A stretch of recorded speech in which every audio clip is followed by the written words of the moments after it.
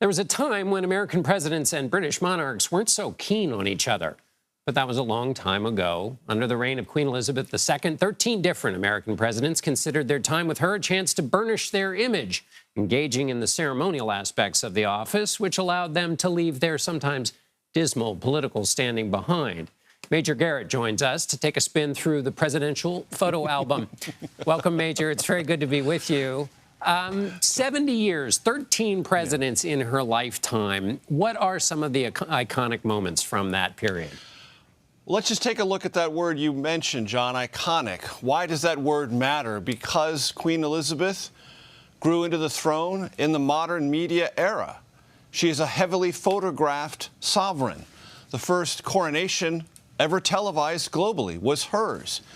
Also, that iconic stature coincided with something else very important in the modern world, the Cold War and the nuclear era.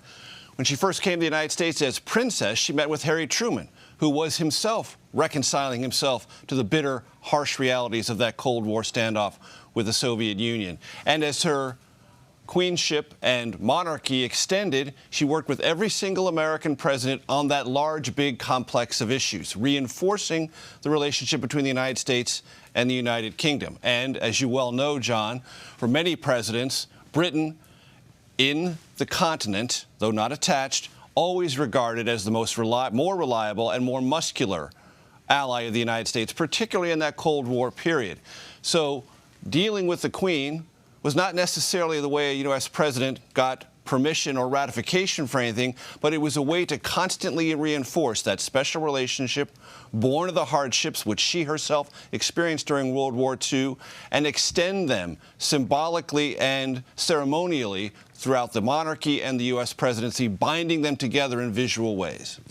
So now I'm going to throw you a tiny bit of a curveball, Major, but you can handle it. In the American presidency, you have joined in one office what is split in the British system. Precisely. And we've been talking about the Queen as a symbol and the stability she provided. So give me your assessment of the relationship between a Queen who is purely symbolic and yet has this powerful cultural role, meeting with a U.S. president who 1 minute is symbolic, 1 minute is political, and has to be both at the same time. How do those mix?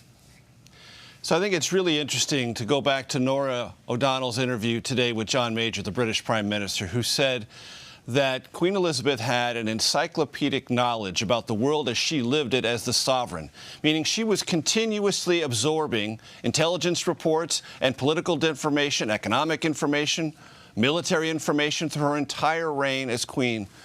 And that gave her an institutional knowledge that not only did British prime ministers come to rely on if they were wise, but also touch points for American presidents in their private conversations, in their engagement. And that would flow through not only the Queen to the British prime minister and to the very large U.S. embassy that the Brits have here, but also in this relationship between this base of knowledge, this experience, and how U.S. presidents might think about not only relations with Britain, but Europe and globally. And you can see times when that was particularly relevant. And the symbolic weight of the Queen coming to America, for example, during the bicentennial, and saying, we celebrate this thing that, as you said in the intro, we went to war over, and then we came back in 1812 and had another scrape with you, and yet you've succeeded and prevailed. And so at that symbolic level for the Queen, but also it's worth pointing out that the Queen is not just symbolic in the United Kingdom. She is a quiet and potentially persistent, and was, advisor to a full range of prime ministers, and in so doing, also allowed that wisdom, if it were accepted, and it often was, to filter to the U.S. presidency. Did any of the presidents that met with her, we can even throw Truman in there, even though she wasn't queen at the time, have a bad relationship or bungled this exchange? So bungling is one term. A lot of U.S. presidents have tripped over the highly formalized protocol of engaging with the Queen. President Obama kind of had a gaffe when he spoke over the national anthem while trying to give a toast to the Queen. President Trump had a very visible public gaffe walking in front of her, then stopping in front of her, making the Queen walk around him, sort of absent-mindedly. That didn't work out very well. when George Herbert Walker Bush hosted the Queen, there was a real mix-up in terms of the podium. The podium wasn't adjusted for the Queen's height, so when she went to give her remarks, almost her entire face was obscured by the microphones. The Washington Post quipped in a headline the next day, "Britain's hat of state." That was not so well received.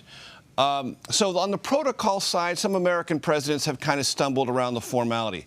I can't detect, John, any bad relationship between a U.S. president and the Queen, but there is one historical anomaly. Only Lyndon Baines Johnson never met with the Queen, and he was president for a good long while. And there's nothing at the LBJ library that denotes any difficulty or hostility. Maybe there's a suggestion that LBJ wasn't all too sold on the whole idea of the monarchy, but that didn't really evidence itself. They corresponded and did things on a formal basis, but they never met. Every other U.S. president wanted to be near the Queen and near the monarchy for some of the symbolic and maybe some of the advisory reasons we suggested before. I would say one relationship that does appear to have genuine substance, and there's a good reason for it, is the Queen's relationship with Dwight David Eisenhower when he was president. Now let's think about that. What was Dwight David Eisenhower before he was president? Supreme Allied Commander in World War II. We talked about Queen Elizabeth before she became Queen, deeply involved in trying to motivate and continue the idea that Britain could survive the Nazi Blitz and make it out of World War II. So Dwight Eisenhower would be someone with whom she would have, you would think, instant rapport. And history tells us that Dwight Eisenhower was the only American president Queen Elizabeth ever sent a recipe to. A recipe, John, for her very own drop scones.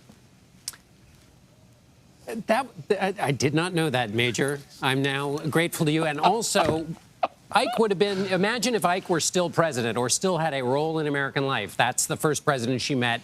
That's how long she was queen. Exactly. Major Garrett in Washington, thank you. I'll be expecting your scone recipe shortly. You got it.